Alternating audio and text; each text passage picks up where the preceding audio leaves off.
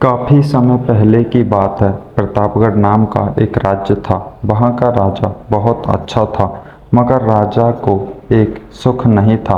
वह यह कि उसके कोई भी संतान नहीं थी और वह चाहता था कि अब वह राज्य के अंदर किसी योग्य बच्चे को गोद ले, ताकि वह उसका उत्तराधिकारी बन सके और आगे की बागडोर को सुचारू रूप से चला सके। और इसी को देखते हुए राजा ने राज्य में घोषणा करवा दी कि सभी बच्चे राजमहल में एकत्रित हो जाएं। ऐसा ही हुआ। राजा ने सभी बच्चों को पौधे लगाने के लिए भिन्न भिन्न प्रकार के बीज दिए और कहा कि अब हम 6 महीने के बाद मिलेंगे और देखेंगे कि किसका पौधा सबसे अच्छा होगा। महीना बीत जाने के बाद भी एक बच्चा ऐसा था जिसके गमले में वह बीज अभी तक नहीं फूटा था, लेकिन वह रोज उसकी देखभाल करता था और रोज पौधे को पानी देता था। देखते ही देखते 3 महीने बीत गए। बच्चा परेशान हो गया। तभी उसकी माँ ने कहा कि बेटा धैर्य रखो, कुछ बीजों को फलने में ज़्यादा वक्त लगता है। और वह पौधे को सींचता रहा। 6 महीने हो गए। राजा के पास जाने का समय आ चुका था, लेकिन वह डरा हुआ था कि सभी बच्चों के गमलों में तो पौधे होंगे और उसका गमला खाली होगा। लेकिन वह बच्चा ईमानदार था और सारे बच्चे राजमहल में आ चुके थे।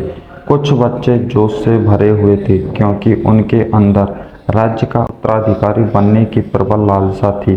अब राजा ने आदेश दिया, सभी बच्चे अपने अपने गमले दिखाने लगे, मगर एक बच्चा सहमा हुआ था क्योंकि उसका गमला खाली था। तभी राजा की नज़र उस गमले पर गई। उसने पूछा, तुम्हारा गमला तो खाली है।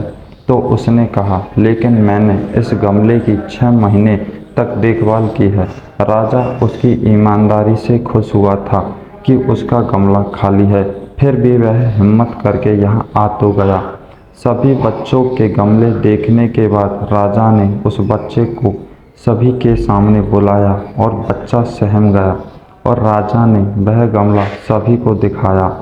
सभी बच्चे जोर से हंसने लगे।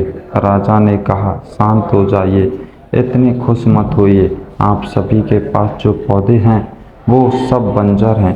आप चाहें कितनी भी मेहनत कर ले, उनसे कुछ नहीं निकलेगा, लेकिन असली बीज यही था।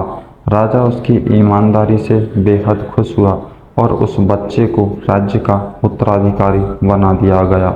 लेकिन हमें इस कहानी से क्या सीखने को मिला? मेरे हिसाब से अपने अंदर ईमानदारी का होना बहुत ज़रूरी है।